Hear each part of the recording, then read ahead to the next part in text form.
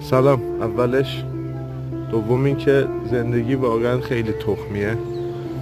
کلا 5 روزه زود تموم میشه.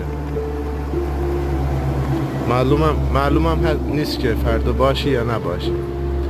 یعنی اصلا معلوم نیست که 5 دقیقه بعد هستی یا نیستی.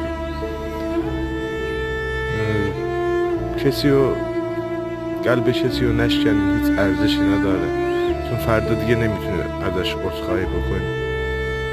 معلوم نیست کسایی که هستن پیشت قدرشون رو ندونستی و زود رفتن. 5 دقیقه بعد شب میخوابی و صبح شاید پا نشی، شاید پا نشن اونایی که دوستشون داری کنارتن. سعی کنین اذیت نکنین، حداقل با زبونتون قلبشون رو نشکنین.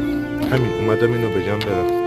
واقعا هیچ ارزشی نداره زندگی بخوای قلب کسی رو بشکنی.